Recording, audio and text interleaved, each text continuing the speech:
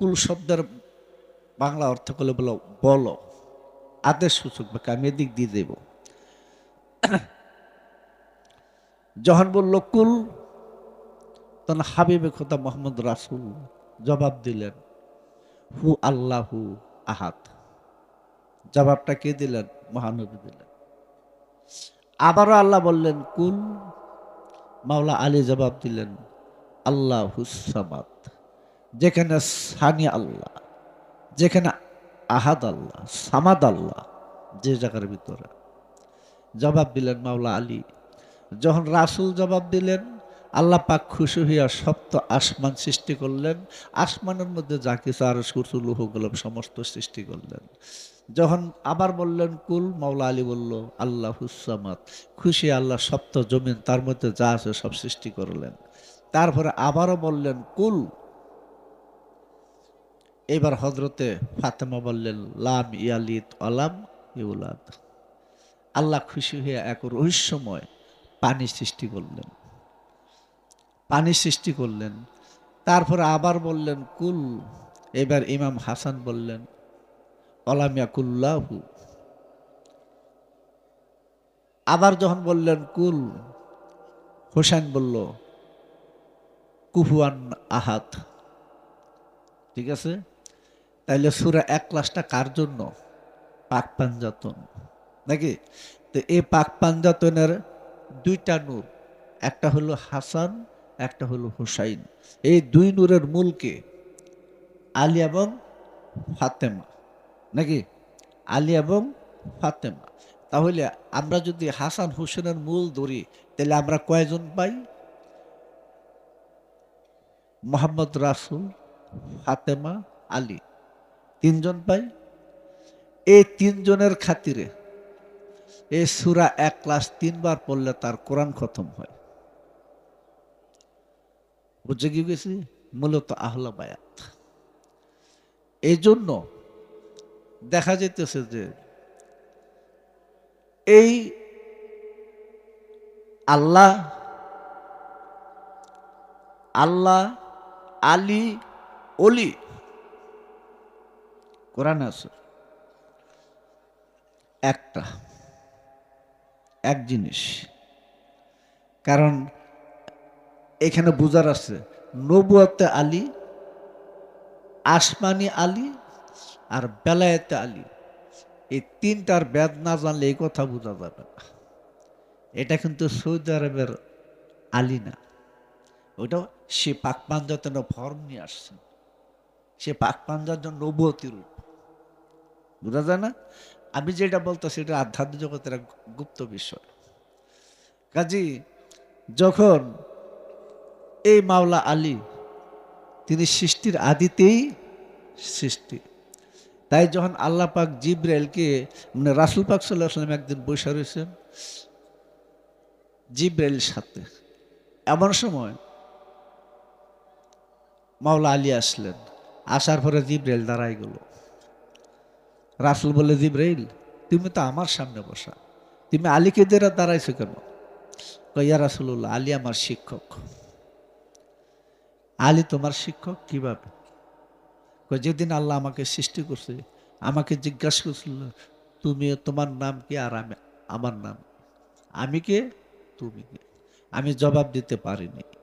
একবার দুইবার যখনই প্রশ্ন করছে, তৃতীয়বারের বেলায় আমি অস্থির হয়ে গেছি, ভয়ে কম্পমান হয়ে গেছি।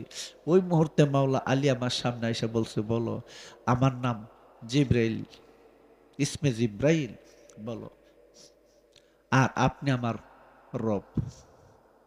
সেদিন থেকে মাওলা আলী হইল আমার শিক্ষক। জিব্রাইলের সৃষ্টির সূচনা লগ্নে, কথা বুঝছো? তাই ইবনুল আসির কিতাবের দ্বিতীয় খণ্ডের মধ্যে 295 পৃষ্ঠার মধ্যে বলছেন আলী হলেন পৃথিবীর মধ্যে শ্রেষ্ঠ ব্যক্তি, এটা যে মানবে না সে কাফের। কথা বুঝছো? সিদ্দিক, পৃথিবীর মধ্যে তিনজন ব্যক্তি সিদ্দিকে আকবর, তিনজন ব্যক্তি সিদ্দিকে আকবর। আমরা তো জানি হযরত আবু বকর, না না, তিনজন একজন হলো ফেরাউন বংশের হাস্কিল ইমানদার ব্যক্তি, তাকে সিদ্দিক ঘোষণা দেওয়া হয়েছে। দ্বিতীয়ত আলী ইয়াসিনের বংশধর এ, হাবিবুন নাজ্জার, হাবিবুন নাজ্জার দ্বিতীয় সিদ্দিক। তৃতীয় সিদ্দিক আবু তালেব, মাওলা আলী ইবনে আবি তালিব আলাইহিসসালাম। এই মাওলা আলী, এই তিনটা সিদ্দিক পৃথিবীতে আছে। দলিলটা দিছে আজকের থেকে ৬০০ বছর আগের ইবনে হাজার মক্কি তার আশাওয়াইল মোহর কিতাবের ৩৬ পৃষ্ঠা। কথা বলতো তো কাজী মাওলা আলী এমন এক ব্যক্তি, আমাদের রাসূল পাক সাল্লাল্লাহু আলাইহি ওয়াসাল্লামের নবুয়ত বেলায়েতের দ্বারা, আর মাওলা আলী পেলেন বেলায়েতের ভাগ। কোথায় পাইছিলেন? মক্কা থেকে ১৮১ কিলোমিটার দূরে মদিনার পথে একটু ডান দিকে গেলে ৪-৫ কিলোমিটার গেলে ওই জায়গাটা পাওয়া যায়, যদিও সহজে কাউকে দেখতে দেয় না। ওই জায়গাটার নাম হলো গাদিরে খুম। সেইখানে ১৮ জিলহজ তারিখ শনিবার দিন জোহরাসের মধ্যবর্তী সময় খুম পুকুরের পাড়ে বাবলা গাছের নিচে সামিয়ানা টানায় মাওলা আলীকে সেই রাসালাতের দায়িত্ব দেওয়া হয়েছিল। সেখান থেকে বেলায়েতের জগতে মাওলা আলীর রাসূলের রাসালাতের দায়িত্ব দিলেন, আল্লাহ এবং আল্লাহ রাসূল দিলেন। তা কাজী কোরআনের ভাষায় এটাকে বলে জাইলুন, নির্বাচন, নির্বাচন করলেন। যাক, সেই মাওলা আলী, ফাতেমা, হাসান ও হুসাইন, এই চারজনকে বলা হয় আহলে বায়াত। এই আহলে বায়াতের প্রতি যাদের বিশ্বাস নেই ওরা কাট্টা কাফের, একেবারে পরিষ্কার। এদের প্রতি মহব্বত রাখা উম্মতে মুহাম্মদের জন্য ফরজ। কারণ যখন উম্মে সালমার ঘরের ভিতরে রাসূল গেছিলেন, তখন বলছিল কালো ইয়ামনি চাদরটা আমাকে দাও। রাসূল চাদর গায়ে দিয়া বললেন আইলান আলী, আসলেন ভিতরে না, ইয়া রাসূলুল্লাহ, লাব্বাইক ইয়া রাসূলুল্লাহ। আইনাল ফাতেমা, আইনাল হাসান, আইনাল হোসেন, লাব্বাইক ইয়া রাসূলুল্লাহ। চাদর ভিতরে ধরলেন। রাসূল বললেন হে আল্লাহ, এরাই আমার আহলে বায়াত। তখন আল্লাহ পাক আয়াত নাজিল করলেন কুল্লা আসআলুকুম আলাইহি আজরান ইল্লাল মাওয়াদ্দাতা ফিল কুরবা। আপনি বলে দেন, নবীকে শিখাই দেন, আল্লাহ শিখাই দেন, আপনি বলে দেন কি বলতে হবে? যে আমি 23 বছর যে নবুয়ত প্রচার করছি, ইসলাম প্রচার করছি, আল্লাহর বাণী কালাম দিন প্রচার করছি, এটার উজরত হিসাবে, পারিশ্রমিক হিসাবে আমি তোমাদের কাছে কিছু চাই না। শুধু চাই আমাদের এই আহলে বায়াতের প্রতি তোমরা মহব্বত রাখবে। এই জন্য এটাকে বলা হয় আয়াতে মাওয়াদ্দাতা, ভালোবাসার আয়াত। উম্মতে মুহাম্মদের উপর ফরজ করে দেওয়া হয়েছে আহলে বায়াতে মহব্বত করা। আহলে বায়াতের উপর যদি কেউ কাউকে মর্যাদা দেয়, সে ব্যক্তি কাট্টা কাফের হয়ে যায়। ধরো অনেকে বলে হযরত আবু বকরের আমল আসমান জমিনের তারকার সমতুল্য, ভালো, তাতে কোনো সমস্যা নেই, এত পূর্ণময় তিনি। আচ্ছা, তিনি এই পূর্ণময় কোথায় যাবে? কি পাবে? জান্নাত। জান্নাত পাবে না?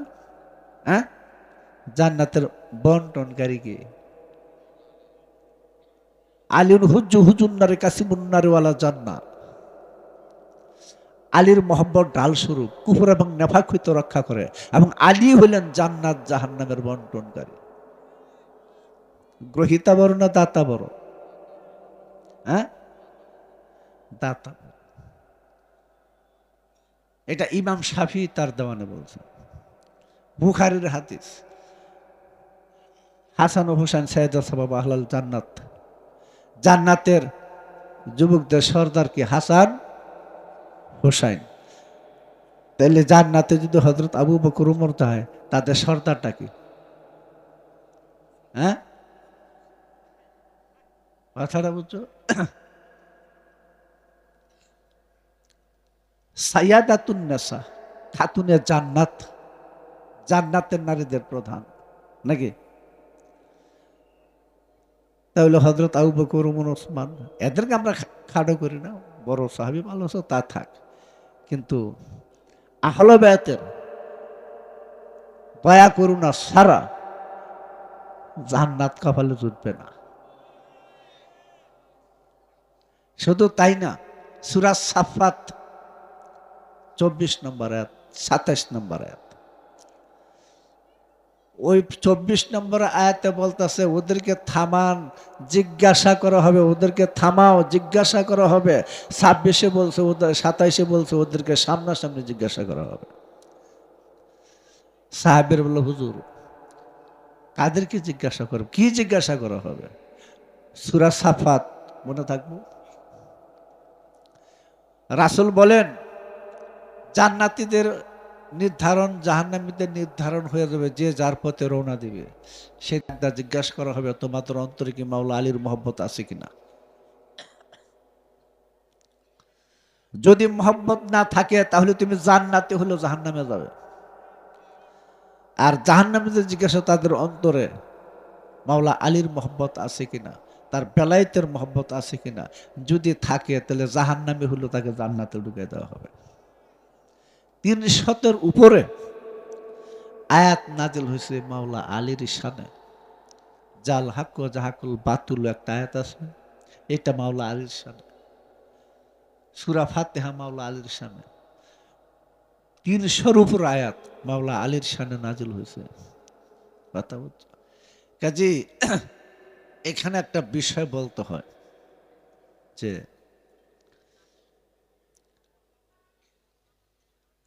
আম্মার ইবনে ইয়াসির রাসূলের এক বিখ্যাত সাহাবী, যাকে মুনাফেক মুয়াবিয়া তার সৈন্যগণ হত্যা করছিলেন, শহীদ করে দিয়েছিলেন। তাকে রাসূল পাক সাল্লাল্লাহু আলাইহি ওয়াসাল্লাম বলতেছে, আম্মার তুমি আলীকে যদি কোনো পথে চলতে দেখো এবং সমস্ত সাহাবীদেরকে তুমি যদি অন্য পথে চলতে দেখো, তাহলে তুমি আলীকে অনুসরণ করবে, আলীর পথে চলবে। আলী তোমাকে কখনো পথভ্রষ্ট করবে না, পথভ্রষ্ট হতে দিবে না। তাহলে ওই যে একটা হাদিস বানাইছে, সাহাবারা তারকা সদৃশ্য, তাদের যে কোনো একজনকে অনুসরণ করলেই সৎপথ প্রাপ্ত হবে। এটা বানানো হাদিস। উমাইয়া বংশের গোষ্ঠীকে খুশি করার জন্য আবু হুরায়রা হাদিসটা বানাইছে। এই যে আজকে বাকুম বাক বাকুম করে করে কইতে থাকে, বুঝছো কি কইছি? হ্যাঁ,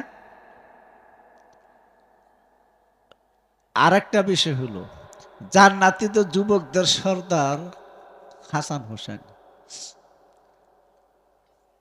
বৃদ্ধদের কোন সর্দার বলছিনি। আমি এমন একটা হাদিস দেখছি, মানে হাদিস মানে গোজামিল মার্কা, যে যুবকদের সর্দার হাসান হোসেন হবে ঠিক, কিন্তু বয়স্কদের সর্দার হবে আবু বকর।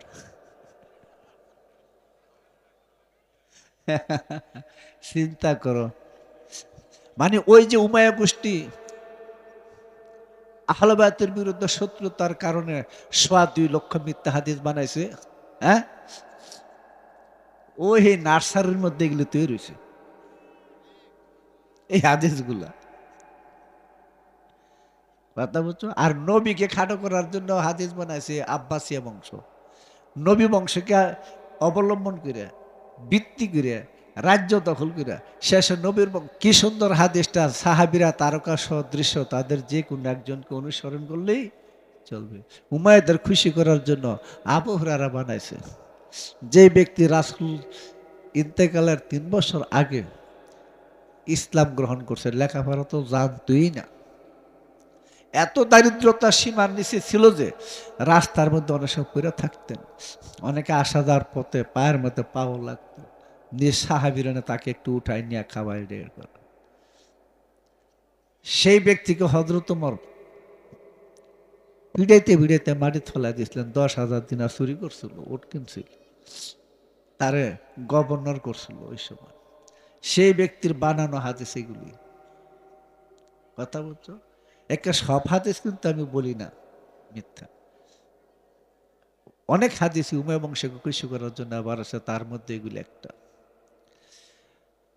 তাই নবী যখন বলছেন আনা মদিনাতুল এলমি আলুল বাবুহা, আমি এলেমের শহর আলী তার দরজা, বলছে আনা মদিনাতুল এলমি আলুল বাবুহা।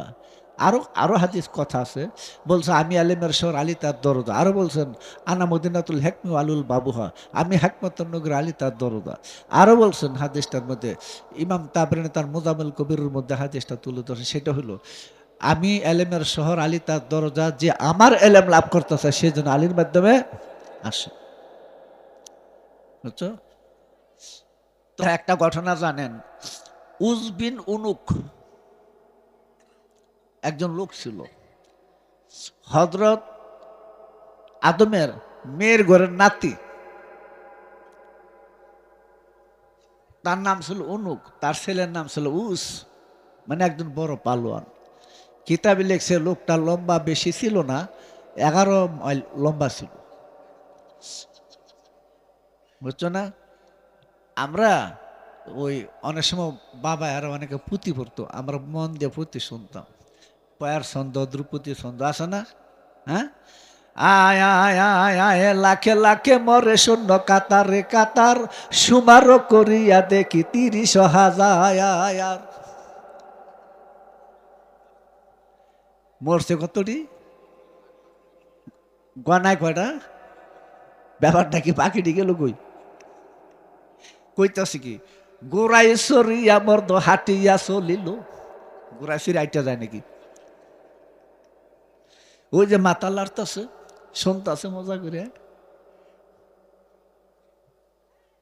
কথা বুঝছো? এই যে অবস্থাগুলো তৈরি করে রাখছে,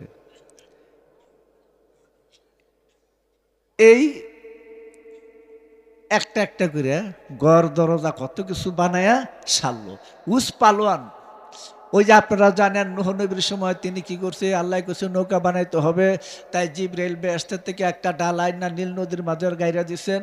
এইটা পরে বড় হয়ে এত বড় হয়েছে যে 20-30 জন এটা বের পায় না, এত বড় গাছটা হয়ে গেছে। এই গাছ কি আনবো? তাই উস পালনের লোকের শর্ত হয়েছে, তুমি ওই গাছটা আইনা দেবা, সত্যি মিথ্যা আমি কই না, আমি মূল কথাটা বলতে যাবো আর কি। তো উস পালনটা কইছে যে তুমি এই গাছটা আইনা দাও। তো উস পালন করছে, তাহলে আমার কি দিবেন? কয় তোমার পেট ভরে খাইতে দেবো। আর কি দিবেন? কত তোমার গোসল করতে দেবো, ডুব দিয়া গোসল করতে দেবো। আর কি তোমার পোশাক পরাবো। মানে উস পালন ডুব দিয়া গোসল করতে না, কারণ বড় বড় সাগর মধ্যে আর আডু পানি, মাছ সূর্যের মধ্যে শিক্ষা খায়, ডেলি নাস্তা খায় 12,000 সূর্য, 12,000 রুটি।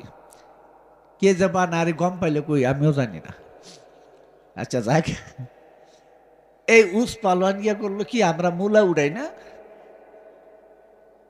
এটা কিন্তু মূল ঘটনা আমি কইতেছি না, আমি কইতেছি সামনে যাবো আর কি। এইগুলি কাহিনী অল্প কিচ্ছু না।